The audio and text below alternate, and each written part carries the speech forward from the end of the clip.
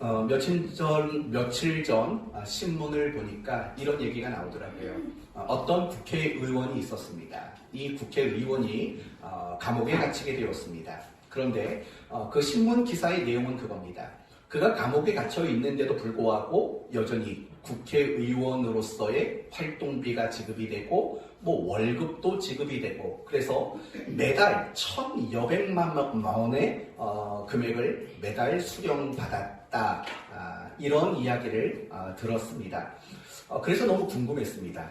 도대체 국회의원이 얼마나 대단한 사람이길래 감옥에 있는데도 천여만 원의 활동비를 지급받는가 너무 궁금한 겁니다. 그래서 국회의원들이 가지게 되는 혜택과 특권이 뭔가라는 것을 한번 조사해 봤습니다. 굉장히 놀라운 특권과 혜택을 받고 있더라고요. 예를 들면 이런 겁니다. 불체포권이라는 특권을 받습니다. 무슨 말이냐면 현행범이 아닌 이상은 절대로 체포나 구금을 시킬 수 없는 혜택을 받고 있습니다. 또 직무에 관련해서 어떤 발언을 해도 그 발언에 대한 면책권을 얻을 수 있습니다. 무슨 말을 해도 면책권을 얻을 수 있는 혜택을 받습니다. 또 공항을 이용할 때 어떤 심사도 없고 다이렉트로 공항을 이용할 수 있는 그런 특권도 받는다고 합니다. 해외로 출장 갈 때는 비즈니스석을 제공받는다고 합니다.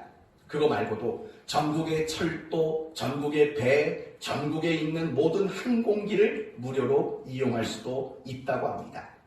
전국에 있는 골프장을 VIP 회원으로 이용할 수 있는 혜택도 주어진다고 합니다. 국회의원들의 월급이 얼마나 될까요? 연봉을 월급으로 바꿔봤더니 대략 1,270만 원의 월급을 국회의원들이 받는다고 합니다.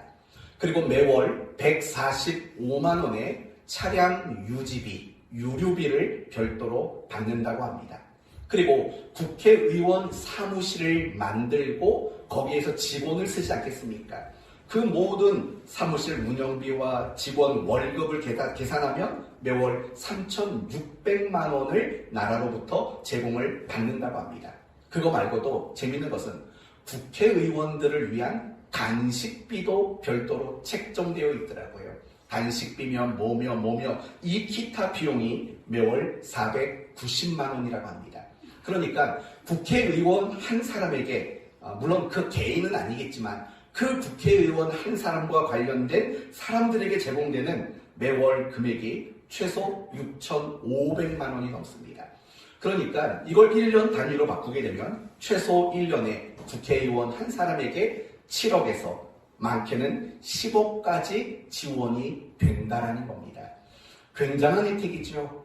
여러분 뜻이 있는 분이 있다면 우리 장로님이라도 국회의원에 좀 나가보시면 얼마나 좋을까라는 생각이 듭니다. 네, 그럼 여러분 대통령이 받는 특권이나 혜택은 얼마나 될까요? 비교할 수 없죠. 우선 대통령의 연봉을 월급으로 환산하면 대략 2천만 원 정도의 월급을 받는다고 합니다. 그리고 대통령이 입는 것, 쓰는 것, 모든 경비가 다 무상으로 제공이 된다고 합니다. 24시간 항시 그 곁에는 의사가 대기한다고 합니다. 12명의 전속 요리사가 있고 3명의 스타일리스트가 함께 있다고 합니다. 최고급, 최첨단 자동차가 3대가 지원이 되고 헬기와 비행기가, 전용 비행기가 제공이 된다고 합니다. 임기가 마친 후에는 살 집이 제공이 되고 임기 후에 일정 기간 동안은 매월 1,237만 원의 월급을 꾸준히 받는다고 합니다. 뿐만 아니라 임기 후에도 대통령과 그 가족들은 전액 병원비가 무료라고 합니다. 굉장한 특권이고 굉장한 혜택이라고 생각이 듭니다. 말을 바꾸겠습니다. 국회의원 하지 마시고 차라리 대통령을 하십시오. 제가 이렇게 국회의원이나 또는 대통령의 특권에 대한 이야기를 언급하는 이유는 그것보다 훨씬 더 큰 신자의 특권에 대해서 여러분과 함께 이야기를 하려고 하기 때문입니다. 사랑하는 성도 여러분, 우리 신자에게는 국회의원보다 크고 대통령에게보다 큰 특권이 있다는 사실을 알고 계십니까? 여러분의 표정을 보면 대단히 금시초문인 것처럼 표정을 짓고 있습니다. 허나 우리가 오늘 말씀을 듣다 보면은요, 대통령, 국회의원, 그들이 누리고 있는 특권과 혜택과 비교할 수 없을 정도로 우리 신자들에게는 대단한 특권이 주어지고 있다는 사실을 여러분이 알게 될 겁니다. 꼭 깨달았으면 좋겠습니다. 오늘 본문은 이전 본문은 이거였죠. 이렇게 하는 자는 복이 있나니 라는 본문이 그 앞에 있었습니다. 그러니까 복 있는 자라고 칭함을 받은 사람들, 그들을 향해서 예수님이 가르쳐 주시는 말씀입니다. 어떻게 살아야 하는가에 대한 이야기죠. 그리고 간단하게 27절과 35절을 보면 간단하게 어떻게 살라고 말합니까? 원수를 사랑하라. 원수를 사랑하라 라고 말하고 있는 겁니다. 그러면서 나머지 구절들의 이야기는 무엇이냐면, 원수를 사랑한다면 구체적으로 어떤 방법으로 원수를 사랑하면 좋을까에 대한 이야기라는 거죠.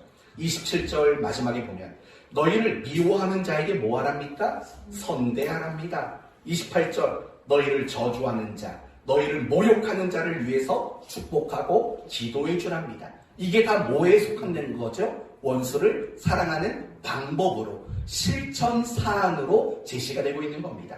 29절을 보면 너의 이 뺨을 치는 자에게는 저 뺨도 돌려대며, 재밌는 얘기 하나 해드릴게요. 어제 지우기와 교회 여러 시간 함께 있었습니다. 제가 설교를 준비하다가 성도들이 이 말씀을 듣고 어떤 반응이 있을까 궁금해서 지우기에게 샘플링을 하려고 먼저 물어봤습니다. 지우가, 누가 네 뺨을 때리면 어떻게 할 거니? 성경은 오른뺨을 떼면 왼뺨을 돌려대라고 했는데 너는 어떻게 할 거니? 라고 물었습니다. 저는 굉장히 뜻밖의 대답이 나와서 놀랬습니다. 지우기가 이렇게 얘기하더라고요. 그냥 맞아야지요. 대단하지 않습니까? 그냥 맞아야지요. 단 조건이 있답니다. CCTV가 있고 자동차 블랙박스가 있는 곳에서 맞아야 된답니다. 왜? 그랬더니 그래야 합의금을 받아내지요.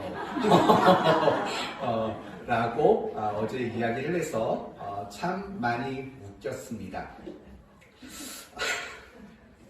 근데 원수를 사랑하는 방법은 이 뺨을 치면 저 뺨을 돌려대는 거라고 이야기를 합니다. 30절에는 구하는 자에게는 주랍니다. 뭔가를 가져가는 자에게는 그거 되돌려줘 라고 말하지 않는 게 원수를 사랑하는 방법이랍니다. 그거 말고도 받고자 하는데도 하는 대로 그 사람을 대접하는 거, 그게 바로 원수를 사랑하는 방법이다 라고 얘기를 하죠. 37절에도 비판하지 않는 거, 정죄하지 않는 거, 용서하는 거, 이게 바로 원수를 사랑하는 방법이다, 이렇게 이야기하고 있습니다. 사실은 오늘 본문의 이야기는 굉장히 단순해요. 원수를 사랑하라는 거예요. 원수를 사랑해라. 그리고 그 원수를 이런 경우에는 이런 방법으로 원수를 사랑하면 된다라는 가르침이라는 겁니다. 그렇다면 여러분에게 이제 진지하게 하나 물어볼게요. 여러분은 원수를 사랑하고 계십니까? 여러분은 원수를 사랑하고 계십니까?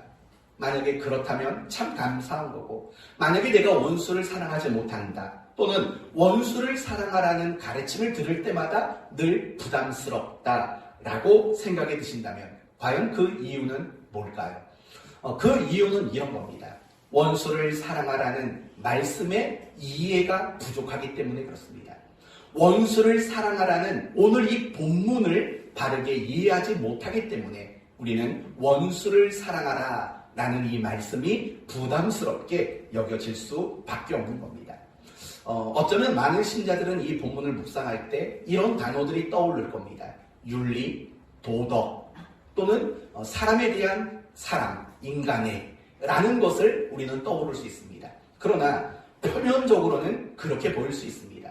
원수에게 이렇게 하는 것, 이건 윤리고 도덕으로 보입니다. 하지만 예수님의 복 있는 자들이라고 지칭을 받은 사람들에게 이렇게 살라고 말씀하실 때에는 더 이상 그것은 단지 윤리나 어떤 도덕적인 측면에서 가르침을 주고 있는 것이 아니라는 걸 아셔야 합니다. 그렇다면 오늘 본문이 의도하는 가장 중요한 내용은 무엇입니까? 윤리도 도덕도 아닙니다. 사실은 오늘 본문이 우리에게 가장 강조하고자 하는 것은 우리 신자들에게 하나님이 주신 특권이 무엇인가? 사실은 이것을 밝히는 것이 오늘 본문의 진정한 의도고 목적이라는 것을 우리는 알아야 합니다. 그리고 중요한 것은 원수를 사랑하라는 이 말이 부담스러운 이유는 오늘 본문이 우리에게 가르치려고 하는 신자가 가지고 누리고 있는 특권이 무엇인지 모르기 때문에 나오는 어쩔 수 없는 현상일 수밖에 없는 겁니다. 이 말을 뒤집어서 말하면 이런 말인 겁니다. 오늘 본문이 말하는 신자가 가지고 누리는 특권이 무엇인가를 우리가 깨달을 때 비로소 원수를 사랑하라는 그 말씀이 더 이상 우리에게는 부담으로 다가오지 않을 수 있는, 기꺼이 실천하기를 소원하는 가르침으로 우리에게 새롭게 다가올 수 있다는 겁니다. 그렇기 때문에 우리가 오늘 이 본문, 물론 오늘 본문만이 아니라 이웃에 대한 여러 가지 덕목들을 가르치는 본문을 보실 때 여러분은 그것을 단지 그리스도인으로서 윤리적으로 살고 도덕적으로 살아가야 한다라는 관점이나 그런 측면으로 접근하면 안 된다는 겁니다. 그런 메시지는 한결같이 무엇을 담고 있냐면 우리 신자들에게 허락된, 우리 신자들에게 주어진 특권이 무엇인가를 먼저 말하는 게 사실은 더 중요한 가르침이기 때문입니다. 이제 이 이야기를 가지고 여러분과 함께 나눠보려고 합니다. 오늘 설교의 제목은 신자의 특권입니다. 그리고 마지막 부분에 가서는 책임이라는 부분도 함께 다루려고 합니다. 먼저 여러분은 신자들이 가지고 있는 특권이 어떤 것이 있다고 생각합니까? 여러분은 신자지 않습니까? 그렇기 때문에 여러분에게 하나님이 주신 특권들이 있어요. 그 특권이 무엇인지 혹시 알고 계십니까? 만약에 모르면 우리는 국회의원들보다도 못난 사람들이죠. 그 사람들은 무슨 수를 써도 자기 특권, 자기가 받아야 할 혜택은 다 받아 누리니까. 그런데 우리는 신자로서 어마어마한 특권을 받았음에도 불구하고 그 특권이 뭔지도 알지 못한다면 그건 안 되지 않겠습니까? 성경을 보면 우리 신자들에게 허락된 특권들이 굉장히 많이 나옵니다. 예를 들면 여러분이 가장 잘 아시는 기도 응답이라는 특권을 하나님은 우리에게 주셨습니다. 마태복음 7장을 보시면 구하라, 찾으라, 두드리라 라는 말씀이 나옵니다. 그러면서 무슨 얘기가 나오냐면 구하는 이는 얻을 것이 찾을 것이고 찾는 이는 얻을 것이고 두드리는 자에게는 열릴 것이다 라고 이야기를 들의 내용은 무엇입니까? 우리가 하나님 앞에 기도하는 것, 그 모든 것들을 하나님은 우리에게 응답해 주시겠다라는 겁니다. 이게 신자의 특권입니다. 하나님은 여러분을 향해서 귀를 기울이십니다. 여러분이 하나님을 향해서 믿음을 가지고 기도하는 그 기도를 하나님은 들으십니다. 그리고 그 기도를 하나님은 기꺼이 응답해 주시기를 기뻐하는 분이십니다. 왜냐하면 여러분에게 기도 응답이라는 특권을 하나님이 먼저 주셨기 때문입니다. 또 있습니다. 용서라는 특권도 우리에게 주셨습니다. 요한일서 1장 9절 말씀을 보시면 만일 우리가 우리 죄를 자백하면 그는 미쁘시고 의로우사 우리 죄를 사하시며 라고 말을 해요. 우리가 하나님 앞에 우리의 죄를 낱낱이 고백하면 그분은 의롭고 미쁘시기 때문에 우리의 죄를 어떻게 해주신다? 용서해 주신다. 사하여 주신다 라고 말씀하십니다. 그게 바로 우리 신자들의 특권인 거예요. 사랑하는 성도 여러분, 여러분이 어떤 죄를 저질렀을 때 하나님 앞에 진심으로 회개하시면 하나님은 여러분의 그 죄가 어떠할지라도 하나님은 용서해 주시는 분이시라는 걸 믿는 여러분 되시기를 바랍니다. 우리에게 그런 용서받을 수 있는 특권을 하나님은 주셨기 때문입니다. 또 있습니다. 변함없이 우리를 사랑하시겠다라는 사랑받을 수 있는 특권도 우리 모두에게 주셨습니다. 로마서 8장, 제가 굉장히 좋아하는 성경 구절 중에 하나입니다. 로마서 8장을 보시면 내가 확실히 아노니 사망이나 생명이나 천사들이나 권세자들이나 현재 일이나 장래 일이나 능력이나 높음이나 깊음이나 다른 어떤 피조물이라도 우리를 우리 주 그리스도 예수 안에 있는 하나님의 사랑에서 그 다음에 뭐죠? 끊을 수 없느니라. 어떤 경우에도 하나님은 우리를 향한 사랑을 멈추지 않아요. 내가 잘났든 못났든 내가 잘하든 못하든 우리를 향한 사랑을 중단하지 않고 멈추지 않고 끊어버리지 않는 거예요. 우리는 하나님께 그런 사랑을 받을 수 있는 특권을 부여받은 사람인 거예요. 또 있어요. 무엇이냐면 우리가 하나님의 뜻대로 스스로 자발적으로 순종할 수 있는 자유의지라는 특권을 우리 모두는 받았어요. 갈라디아서 5장 1절을 보시면 그리스도께서 우리를 자유롭게 하려고 자유를 주셨으니 그러므로 굳건하게 서서 다시는 종의 몽해를 매지 말라. 우리에게 자유를 주셨다고 말해요. 이건 우리에게만 주신 거예요. 하나님의 뜻대로 하나님 말씀대로 순종할 수 있는 자유 세상 사람들에게는 없어요. 아예 존재하질 않아요. 그러나 우리는 달라요. 우리는 하나님의 뜻이 무엇인지 알면 그 뜻대로 살고자 하는, 살 수도 있고 그렇지도 않을 수 있는 이런 자유의지를 특권으로 받았다는 거예요. 그거 말고도 사실은 우리는 굉장히 많은 특권을 받았어요. 하나님께 예배할 수 있는 특권, 성령님이 우리를 인도하시는 받을 수 있는 특권, 하나님의 손길을 경험하고 하나님이 주시는 기쁨과 평안을 누릴 수 있는 특권, 그리고 무엇보다도 영원한 천국에 들어갈 수 있는 그런 특권들을 우리는 받았다라는 거예요. 사랑하는 성도 여러분, 여러분은 보잘것없는 것처럼 여기는 것들일지 몰라도 우리는 어마어마한 정말 대단하고 놀라운 특권들을 우리 모두는 받았다라는 겁니다. 저는 여러분 모두가요, 내가 하나님께 그와 같은 특권을 받은 자라는 사실을 깨달았으면 좋겠고, 매일매일의 삶 속에서 내가 하나님으로부터 받은 그 특권들을 누리며 살아갈 수 있는 여러분 모두가 되시기를 예수님의 이름으로 축원드립니다. 그런데요, 지금까지 말씀드린 것만으로도 굉장한 특권이에요. 하지만 지금부터 시작되는 것, 오늘 본문이 말하고자 하는 신자의 특권은 그 이상의 것들이라는 것을 이제 확인해 보도록 합시다. 오늘 본문을 통해서 하나님이 우리에게 주신 특권은 크게 두 가지예요. 두 가지. 그 첫 번째 특권은 뭐냐? 하나님의 자녀가 된 특권을 주셨다라고 말해요. 무엇이 되는 거예요? 하나님의 자녀 된 특권을 우리에게 주셨다고 말해요. 제가 항상 수요일이나 목요일쯤 우리 김유선 집사님께 본문과 제목을 드립니다. 이번 주에는 제가 제목을 이번 주는 신자의 특권에 대한 설교를 할 겁니다 라고 보내놓고 이렇게 물어봤어요. 과연 그 특권은 뭘까요? 라고 물어봤어요. 질문했어요. 근데 오늘 찬양을 인도하는 가운데 그 특권의 첫 번째를 정확히 지목했어요. 우리가 하나님의 자녀라는 신자의 특권, 이걸 아까 언급하고 앞으로는 그래서 더 겸손하게 해야겠다라는 생각이 들었어요. 여하튼 우리가 오늘 본문을 통해서 확인할 수 있는 신자의 특권은 그거예요. 내가 하나님의 자녀가 된 특권, 이 특권이 우리 모든 신자에게 주어졌다고 말해요. 35절 보실까요? 35절.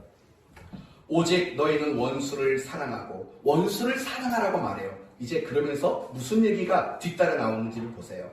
아무것도 바라지 말고 꾸어주라. 이 모든 건 다 원수를 사랑하는 방법들이라고 했잖아요. 그러면서 그리하면 너희 상이 클 것이요, 또 지극히 높으신 이의 뭐가 된다고요? 아들이 되리니 라고 말해요. 그러면서 36절에는 너희 아버지라고 언급을 하고 있어요. 바로 이것이요, 우리 신자들이 하나님께 받은 굉장히 큰 축복이에요. 특권이라고요. 아까 처음에 여러분에게 언급했던 기도 응답이라는 특권, 용서받을 수 있는 특권, 또 사랑이 멈추지 않는다라는 특권, 자유롭게 순종할 수 있는 자유라는 특권, 기쁨과 평안이라는 특권, 이 모든 특권이 가능할 수 있도록 만든 특권, 그게 바로 우리가 하나님의 자녀가 된 것, 이것이야말로 우리 신자가 가지는 최고의 특권이다, 이렇게 이야기할 수 있는 겁니다. 이 부분을 이제 또 설명을 들어가겠습니다. 내가 하나님의 자녀가 된 게 왜 특권입니까? 라는 부분을 함께 생각해 봅시다. 여러분, 제가 이렇게 질문을 할 때는요, 여러분도 머릿속으로, 생각으로 같이 고민해 봤으면 하는 마음으로 질문을 하는 거예요. 여러분, 우리가 하나님의 자녀가 된 게 왜 특권이라고 말할 수 있을까요? 두 가지로 말합니다. 첫째, 현실적인 이유를 설명해 드릴게요. 현실적으로 내가 하나님의 자녀가 됐다라는 것이 특권인 이유는 이거죠. 우리 중에 그 누구도 하나님의 자녀가 될 수 있는 자격을 갖춘 사람이 아무도 없기 때문이라는 거예요. 그게 가장 현실적인 이유라고 말할 수 있어요. 맞아요. 우리는요, 죄의 종이었던 사람이에요. 그리고 더 나가서 그 관계였죠. 원수라는 관계 속에 있었던 사람이에요. 죄의 종이었으며 하나님과는 원수였던 우리였다고요. 이런 우리가 하나님의 자녀가 되었다라는 것은 다르게 설명할 길이 없어요. 이건 하나님이 우리에게 베푸신 자비와 긍휼과 호의로 베풀어 주신 특권이라고 밖에는 설명할 수 없다는 거죠. 그러면 우리는 어떻게 하나님의 자녀가 되었습니까? 요한복음 1장 12절을 보면 이런 말씀이 나와요. 영접하는 자, 곧 그 이름을 믿는 자에게는 하나님의 자녀가 되는 권세를 주셨으니 라고 말해요. 우리가 예수 그리스도를 영접하고 믿는 것이 하나님의 자녀가 되는 방법이에요. 그럴 때 갈라디아서 4장 6절은 이런 말이 나와요. 하나님이 그 아들의 영을 우리 마음 가운데 보내사 아빠, 아버지라 부르게 하셨느니라. 그러니까 예수 그리스도를 영접하게 되면은요, 하나님은 성령님을 우리 안에 보내주시는 거예요. 그러면 비로소 우리는 하나님을 아빠, 아버지라고 부를 수 있게 된다는 거죠.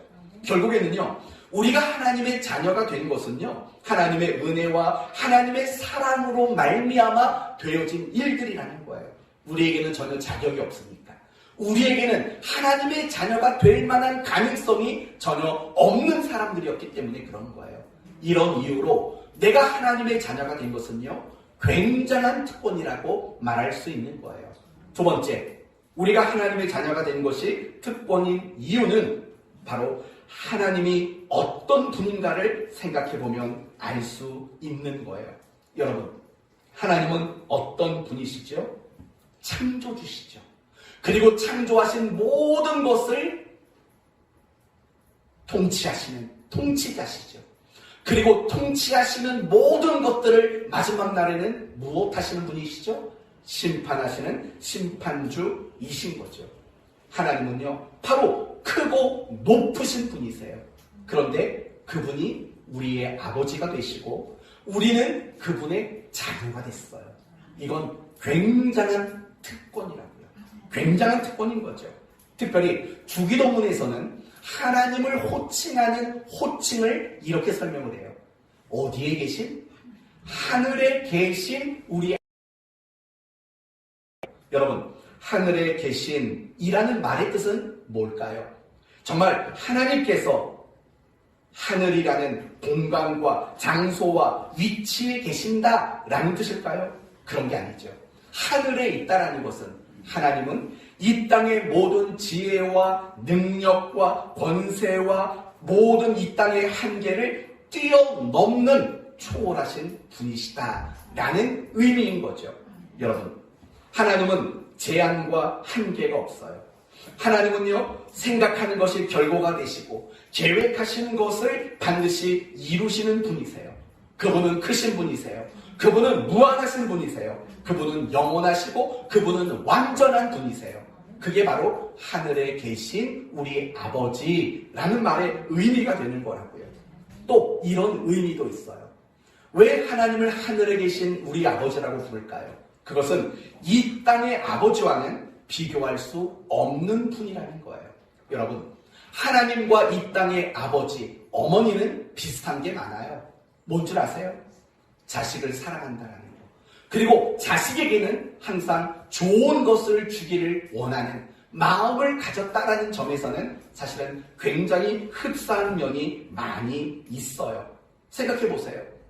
세상의 아버지도 하나님과 마찬가지로 좋은 거 자식에게 다 해주고 싶은 그런 모습 아닙니까? 좋은 학원 보내주고 싶고, 좋은 집에 살게 해주고 싶고, 좋은 옷 입혀주고 싶고, 좋은 물건 쓰게 해주고 싶고, 좋은 음식 먹게 해주고 싶고. 사실 이게 저와 여러분의 공통된 마음 아니겠어요? 하나님도 늘 우리에게 그런 마음을 가지고 계신다고요. 그러나 우리 이 땅의 아버지와 부모의 문제점이 있어요. 그것은 무엇이냐면 마음과 진심은 하나님과 비슷하지만 능력과 실력에는 한계가 있다라는 점인 거죠. 무슨 말이죠? 제가 아버지 아닙니까? 아버지로서 제 딸에게 해주고 싶은 것들이 너무 많아요. 그런데 그게 제 마음이고 그게 제 진심이에요. 그러나 제 마음과 제 진심을 펼쳐낼 실력이 없는 거예요. 아무리 좋은 걸 해주고 싶어도 그럴 수 없는 한계에 늘 부딪힌다고요. 이건 저만의 이야기는 아니잖아요. 이 자리에 있는 모든 아버지들, 이 자리에 있는 모든 어머니들이 다 그렇잖아요. 더 잘해주고 싶은데 더 잘해줄 수 없는 한계에 우리는 끊임없이 부딪힌다는 거예요. 그러나 하나님 아버지는 다르다는 거예요. 그분에게는 한계가 없어요. 내가 바라는 게 뭔지, 내가 정말 하나님 앞에 간절히 필요로 하는 것이 무엇인지 그분은 알아요. 그리고 그분은 얼마든지 능력과 권세와 영광과 완전함으로 우리를 채워주실 수 있는, 우리를 지켜주실 수 있는 그런 아버지라는 거예요. 제가 저희 딸에게 자주 했던 말이 그거예요. 하엄아, 아빠가 널 지켜줄게. 제가 이 말을 옛날에 굉장히 많이 했어요. 근데 요즘에는 이 말을 못하겠어요. 왜 못하는 줄 아세요? 이게 여름이 다가오니까 이제 또 벌써 걱정이 돼요. 저희 딸은요, 모기에만 물려도 응급실에 가요. 한번 물렸다면은요, 막 주먹만하게 부어올라요. 근데 꼭 눈가에만 물려요. 눈에 모기에 물려서 병원을 지금 몇 번 갔는지 몰라요. 제가 그럴 때 보면서 무슨 생각이 들어요? 아빠가 너 지켜줄게 했는데 모기 한 마리한테도 지켜주지 못하더라고요. 그런 모습을 보면서 참 마음은 진심이고 간절하지만 역시 세상의 부모는 한계에 부딪힐 수밖에 없다라는 걸 뼈저리 느끼게 된다고요. 그래서 그 다음부터는 지켜주겠다는 말을 안 해요. 네가 알아서 살아라. 네가 감당할 몫이다. 이렇게 가르침을 바꿔가고 있는 거죠. 그래서 늘 이런 말을 자주 해요. 겪어봐. 겪어봐. 그래서 조금만 기분 나쁘면 저한테 복수를 하죠. 아빠도 겪어봐.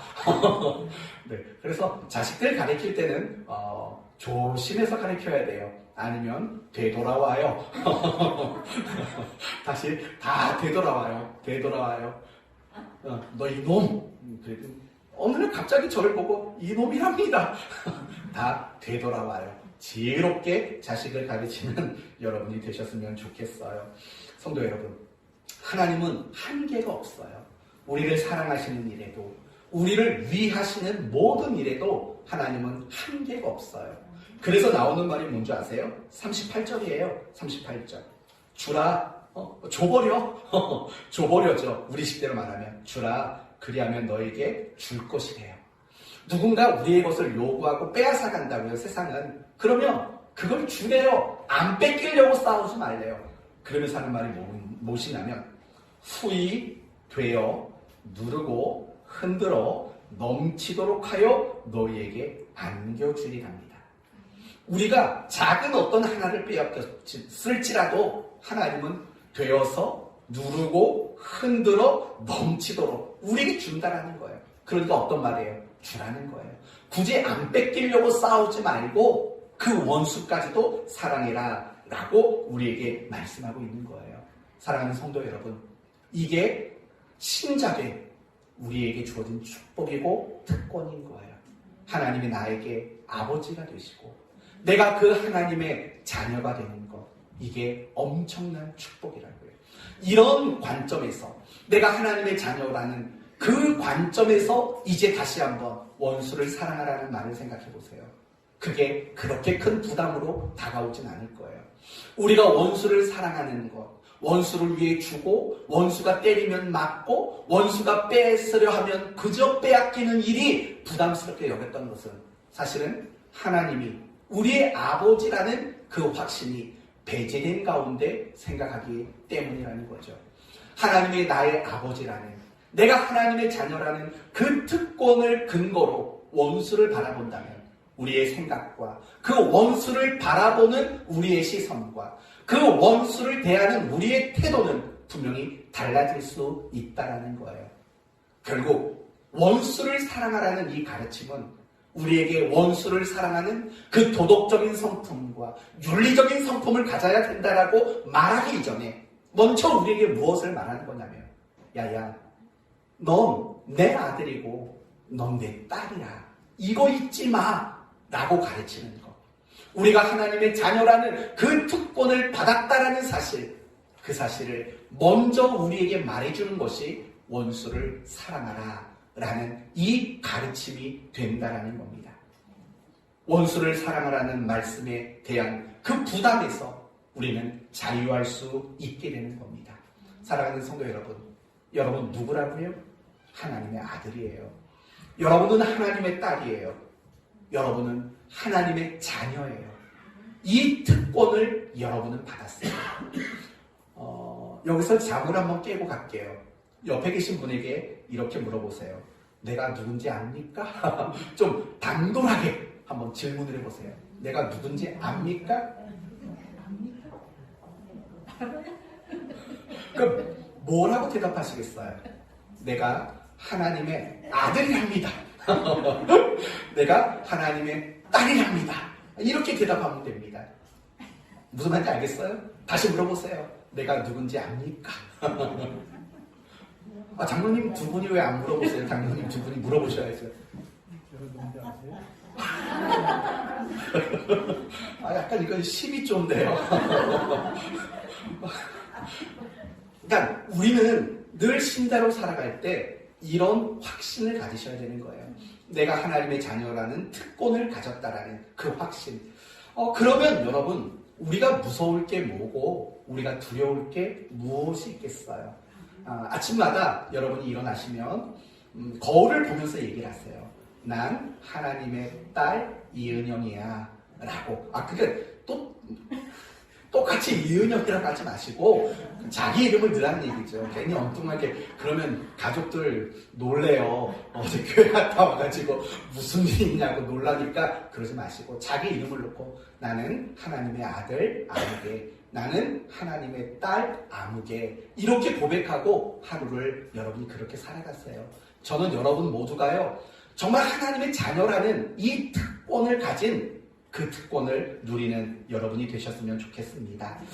여기까지만 해도 설교 그만해도 되죠. 엄청난 특권이잖아요. 내가 하나님 자녀가 되었다라는 특권. 근데요, 오늘 본문을 조금만 더 보면 내가 하나님의 자녀가 된 것보다도 더 큰 특권이 또 소개가 돼요. 그게 뭔 줄 아세요? 바로 원수를 사랑하라 라는 말 자체가요, 사실은 굉장히 큰 특권이라고 말할 수 있어요. 어쩌면 이렇게 여러분은 반문할 수 있겠죠. 목사님, 특권이라는 게 뭡니까? 아무도 가지지 못하고 아무도 하지 못하는 거, 그게 특권 아닙니까? 라고 물으실 수 있어요. 왜 그러냐면 사실은 안 믿는 사람들도 원수를 사랑하는 사람이 있을까요? 없을까요? 분명히 있어요. 믿지 않는 사람들도 원수를 사랑하는 경우가 있다고요. 여러분 혹시 아주 오래된 영화인데 공공의 적이라는 거, 설경구 나오고 설경구밖에 모르겠네요. 아무튼 공공의 적이라는 영화가 있어요. 한국 영화가. 그 장면 중에 하나가 뭐냐면 폐륜 아들이 하나 있어요. 폐륜아 같은 아들이 하나 있다고요. 부모 재산을 얻기 위해서 부모를 정말 칼로 쑤시나요. 그런데 그 어머니가 자식이 칼에 수십 번 찔려서 죽어가면서 무슨 일을 했냐면 이런 일을 해요. 자식이 칼질을 하다가, 부모에게 칼질을 하다가 손톱이 떨어져 나갔어요. 근데 자식은 그걸 몰랐어요. 이 부모가, 어머니가 자기가 칼에 수십 번 찔려서 죽어가면서도 아들의 손톱을 삼켰어요. 왜냐하면 그 손톱이 거기서 발견이 되면 그 즉시 아들이 범인이라는 게 밝혀지게 되는 거잖아요. 그런데 그걸 삼켰어요. 아들의 손톱을 삼켰다고요. 여러분, 세상에도요, 원수를 사랑하라? 사실은 이런 것들을 실천하는 사람들이 적지 않아요. 2015년도 1월에 여러분 크림빵 뺑소니 사건 기억하시나요? 임신 7개월 된 아내가 크림빵이 먹고 싶다고 해가지고 남편이 크림빵을 샀어요. 그리고 찾기를 건너는 도중에 음주운전 차에 치여서 그 자리에서 사망을 하게 됐어요. 그런데 그 사고가 일어난 다음에 이 죽은 남편이래요. 죽은 아들의 아버지가 뭐라고 말했냐면 그 범인을 용서하겠습니다 라고 선언을 했다고요. 여러분, 세상에는요, 이처럼 원수를 사랑하는 사람들이 가끔씩 나와요. 분명히 그런 사람들이 있어요. 그리고 더 신기한 게 뭔지 아세요? 이런 게 참 신기한 거예요. 세상에 예수 안 믿는 사람들도요, 성경이 요구하는 삶을 사는 사람들이 있다고요. 용서하는 거, 또는 구제하는 거, 섬기는 거, 희생하는 거, 이런 식의 삶을 사는 안 믿는 사람이 세상에 분명히 있다고요. 더 극단적으로 얘기를 하면은요, 5계명이 뭐죠? 내 부모를 공경하라. 5계명으로부터 마지막 10번째 계명에 이르기까지 그 계명을 지키는 안 믿는 사람들이 있다는 거 알고 계세요? 부모를 공경해라. 살인하지 말라. 간음하지 말라. 도둑질하지 말라. 거짓 증거하지 말아라. 이웃의 것을 탐내지 말아라. 이걸 지키는 사람들이 있어요. 그래서 종종 어떤 말들이 나오냐면 저 사람은 법 없이도 살 사람이야 라는 말을 들을 정도로 사람들에게 인정받고 칭찬받는 사람들이 분명히 세상에는 존재한다고요. 참 이상하지 않습니까? 세상 사람도 용서하는 사람이 있어요. 안 믿는데도 원수를 사랑하는 사람이 있어요. 그런데 원수를 사랑하는 게 특권이라고요? 신자의 특권이라고요? 그 이유는 과연 뭘까요? 이런 거예요. 내가 원수를 사랑하는 일이든 아니면 내가 어떤 행위를 하든 그 이유에 본질적인 차이가 있어요. 세상에 안 믿는 사람들이 사랑을 베풀고 원수를 사랑하는 일을 해요. 하지만 그 이유는 무엇이냐면 그게 도덕적이고 그게 윤리적이고 그게 인간이라는 범주 안에 있고 적어도 그게 옳다고 여기기 때문에 원수를 사랑하는 거예요. 옳다고 여기기 때문에 그게 이유라는 거예요. 그러나 여러분, 우리 그리스도인들이 원수를 사랑하는 거, 7번씩 7번 용서하는 거, 자비를 베풀고 섬기는 거, 이게 특권인 이유가 뭔지 아세요? 그것을 실천하는 이유가 달라요. 바로 그래서 특권이라는 거예요. 다시 한 번만 더 정리할게요. 못 알아듣는 눈치인 것 같아서. 세상 사람들도 원수를 사랑한다고요. 그러나 그 원수를 사랑하는 이유가 뭐라고요? 도덕적 기준, 윤리적 기준, 그게 적어도 내가 생각하기에 옳다고 여기니까 원수를 사랑하는 거예요. 그게 이유예요. 그러나 우리 그리스도인들이 원수를 사랑하는 이유는 다르다라는 거예요. 그래서 특권이라는 거예요. 그러면 우리 그리스도인들이 원수를 사랑하는 것, 그 이유는 뭘까요? 우리 그리스도인들이 누군가에게 용서를 말해주는 이유는 뭘까요? 우리 그리스도인들이 누구에게 긍휼을 베풀고 그들을 섬겨주는 이유는 뭘까요? 물론 겉으로 보여지는 표면적인 모습은 똑같아요. 원수 사랑, 용서, 섬김, 구제, 표면적인 겉모습은 똑같아요. 그러나 본질상 그 일, 그 행위를 가지는 데에는 이유가 다르다라는 거예요. 아까 말한 대로 세상 사람들은 도덕적인 이유, 윤리적인 이유, 내가 생각하기에 옳다고 여기는 것이라는 이유로 그런 일을 한다고요.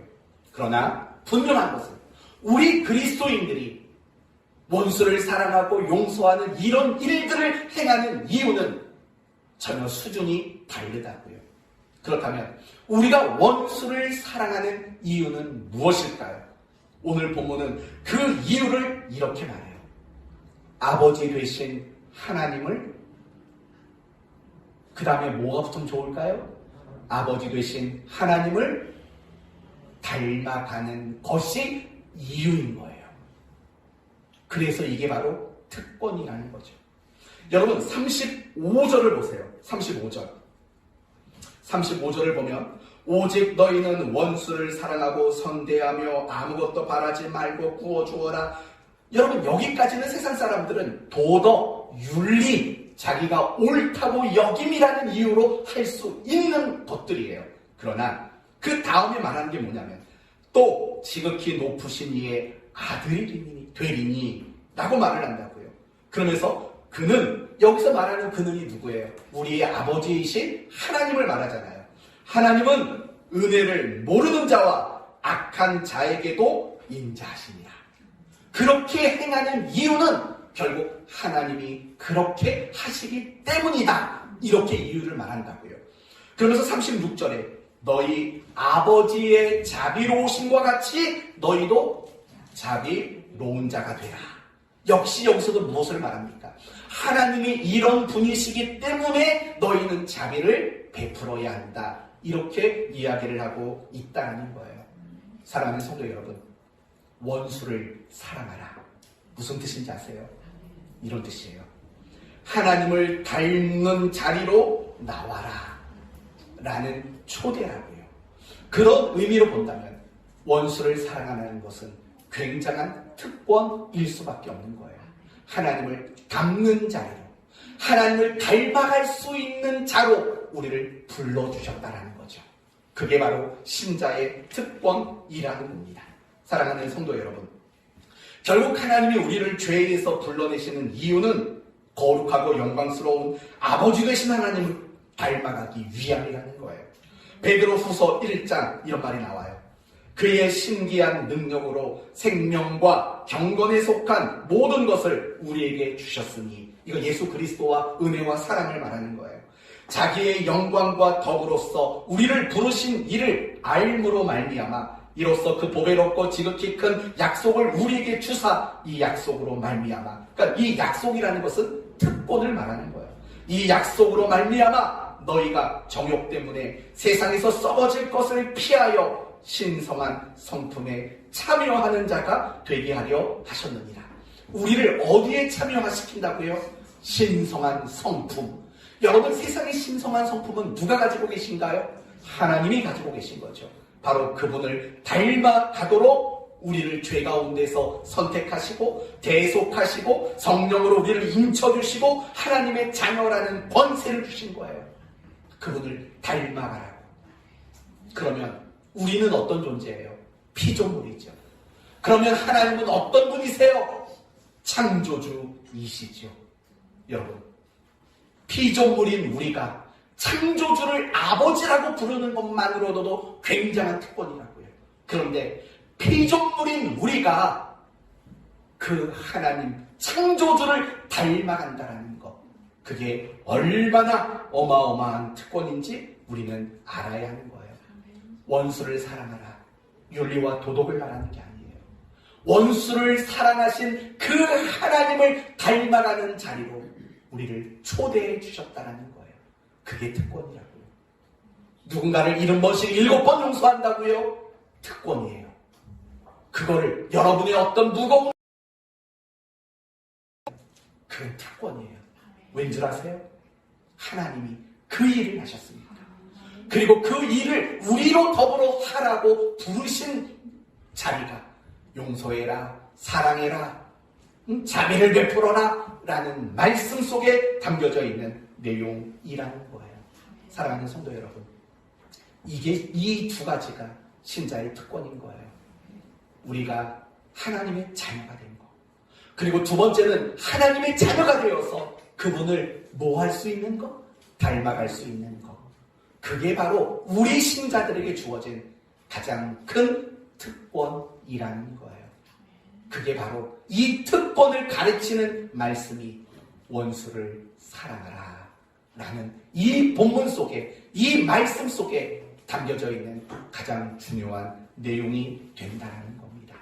사랑하는 성도 여러분, 원수를 사랑하라는 말을 단지 무거운, 부담스러운 요구사항으로만 생각하지 마시고, 결국 그렇게 우리에게 요구하신다는 것은 자녀라는 특권을 주신 것과 하나님을 닮아가는 자리로 우리를 초대해 주셨다라는 특권임을 여러분이 기억할 수 있는 은혜의 말씀이 되기를 바랍니다. 저는 여러분과 마지막으로 한 가지만 더 말씀을 드리려고 합니다. 왜 이런 특권을 주셨을까요? 하나님의 자녀 되는 것, 하나님을 닮아가는 것, 이 특권을 주신 이유는 뭘까? 이걸 마지막 결론으로 말씀을 드립니다. 그 하나님을 나타내기 위함입니다. 세상에 그 하나님을 드러내고 세상 사람으로 하여금 하나님을 알아가도록 만드는 이 책임을 위해서 우리에게 특권을 주시는 거예요. 여러분, 이렇게 상상해 보세요. 여러분이 모두가 하나님의 자녀예요. 그리고 그 하나님을 너무 쏙 빼닮았어요. 그런 여러분이 직장에서, 가정에서, 여러분의 이웃들 안에 살아가신다면 그들은 누구를 발견하게 될까요? 당연히 하나님을 발견하게 되어 있는 거예요. 그걸 위해 특권을 우리에게 주셨다라는 거예요. 그래서 에베소서 2장을 보면 하나님이 우리를 구원하셨다라는 이야기가 서술되는 본문이에요. 에베소서 2장. 그러면서 7절에 가서는 이런 말이 나와요. 이는 그리스도 예수 안에서 우리에게 자비하심으로써 그 은혜의 지극히 풍성함을 오는 여러 세대에 나타내려 하십니다. 나타내려 하심이라고 말해요. 우리에게 특권을 주신 것은 내가 살아가는 그 자리, 그 울타리 범위 안에서 내 모습을 통해서 하나님을 나타내고 드러내고 보게 하고 알게 하고 찾게 하고 그래서 그 하나님을 믿게 만드는 일, 그게 우리에게 특권을 주신 이유라고 성경은 누누이 강조하고 있는 거예요. 사랑하는 성도 여러분, 특권 안에는 책임이 있다라는 사실을 잊지 말아요. 저에게는 목사라는 특권이 있어요. 이 특권 안에는 목사가 감당해야 될 책임이 있는 거예요. 장로님도, 권사님도, 집사님들도, 찬양팀도 다 마찬가지예요. 여러분이 그 일, 그 역할을 하고 있다는 것은 특권이에요. 그러나 특권만 생각하면 안 돼요. 그 특권 안에 더불어 담아두신 여러분이 감당할 책임을 놓치지 말아야 돼요. 우리는 책임을 붙잡을 때 신앙이 식지 않을 수 있어요. 그러나 반대로 그리스도인으로서, 신자로서 특권만 생각하고 책임을 놓쳐버리게 된다면 신앙이 식어지고 신앙이 실패할 수밖에 없어요. 구약 이스라엘 백성들의 이야기가 딱 그 얘기예요. 이스라엘 백성들은 자신들이 하나님께 선택받은 선민이라는 특권 의식이 있었어요. 그거 틀린 건 아니에요. 왜냐하면 그들이 하나님의 백성이 된 건 정말 특권이거든요. 그들은 노예 민족이었어요. 하나님의 백성으로 선택받을 자격이 없었어요. 그러나 하나님은 그들을 하나님 백성으로 선택해 주셨어요. 그러나 문제는 뭐냐면 그들은 자기가 선택받은 백성이라는 그 선민의식, 특권의식은 가지고 있으면서도 책임은 망각했어요. 그러면 하나님께 선택받은 그 백성의 책임은 뭘까요? 바로 제사장 나라가 되는 게 책임이었어요. 제사장 나라가 뭐예요? 이방인들에게 하나님을 알려주는, 바로 그게 제사장 나라인 거잖아요. 그러나 그들은 그 책임을 놓쳤어요. 도리어 이방인에 대한 배타심을 가지고 있었고 이방인을 부정하고 원수로 그들은 취급을 했다라는 거예요. 신앙이 실패하고 말았어요. 왜요? 책임을 놓쳤기 때문에 그런 거예요. 예수님 당시에 유대인들과 종교 지도자들도 다 똑같아요. 맨날 특권만 생각했어요. 우리는 메시아가 올 그런 민족이야 라는 특권만 생각했지 책임을 놓아버렸어요. 그러나 사도행전 1장 이하에 나오는 초대교회, 예루살렘 교회는 달랐어요. 그들은 특권을 붙잡고 더불어 책임도 붙잡았어요. 그러니 재산을 팔아 가난한 자들에게 나눠주는 일이 있었던 거죠. 그럴 때 교회가 교회답고 신자가 신자다울 수 있는 열매들이 맺어질 수 있었던 거예요. 오늘날 국회의원들이 왜 자꾸 오늘 국회의원들 얘기하는지 몰라요. 나쁜 마음 없어요. 오늘날 국회의원들이 국민들에게 비난을 받고 욕을 먹는 이유가 뭔지 아세요? 특권만 챙기기 때문에 그래요. 국회의원으로서 책임은 다하지 않기 때문에 그래요. 그런데 그게 우리 모습이 아닌지도 생각해 봐야 돼요. 우리는 항상 신자로서 어떤 특권만 자꾸 생각을 해요. 우리는 그리스도인으로서 또는 사랑하는 교회 성도로서 내가 받아야 하는 받은 특권만 생각한다고요. 내가 감당하고 책임져야 하는 책임은 놓치고 살아갈 때가 너무나도 많이 있는 거예요. 여러분의 신앙이 식어지는 이유가 뭔지 아세요? 여러분이 책임을 놓쳤기 때문에 그래요. 여러분 스스로가 생각해봐요. 내가 지금 신앙이 식어졌다고 생각이 되신다면 이렇게 스스로를 점검하세요. 나는 지금 책임을 다하고 있는 게 있나 생각해봐요. 그러면 금방 느낄 거예요. 내가 분명히 신앙이 식어졌다고 느낀다면 나는 지금 그 어떤 책임도 감당하고 있는 게 없는 거예요. 그게 보일 수밖에 없는 거라고요. 이제 오늘 말씀을 마치겠습니다. 신자에게는 굉장히 많은 특권이 있어요. 그러나 그 특권 중에 가장 크고 위대한 특권은 하나님의 자녀가 된 특권이고 하나님을 닮아갈 수 있는 자리로 부름을 받았다라는 이 특권을 우리는 가지게 된 거예요. 이 두 가지의 특권을 확신하세요. 기뻐하시고 감사하세요. 그리고 오늘 주신 말씀 그대로 원수를 사랑하세요. 그러나 특권만 생각하지 마시고 여러분이 감당해야 할 책임도 놓치지 않기를 바라요. 저는 우리 성도들 모두가 특권과 책임을 함께 붙잡는 복된 성도 되길 예수님의 이름으로 축원드립니다. 아멘. 기도합시다. 하나님 감사합니다. 오늘 말씀을 통해서 우리 신자들에게 주어진 특권이 무엇인가를 봤습니다. 첫째는 하나님의 자녀가 된 특권이며 둘째는 창조주이신 초월자이신 그 하나님을 닮을 수 있는 자리로 부름받았다라는 특권임을 확인했습니다. 우리에게 주어진 이 특권을 늘 붙잡게 하시고 더불어 그 특권을 근거로 입뺨을 치면 젖뺨을 대고 겉옷달라 하면 속옷까지 내어주는 책임을 다하는 저희들이 되게 하여 주옵소서. 특권, 책임 잘 붙잡고 건강한 신앙생활하는 우리가 되게 해 주옵소서. 예수님의 이름으로 기도 올리옵나이다. 아멘.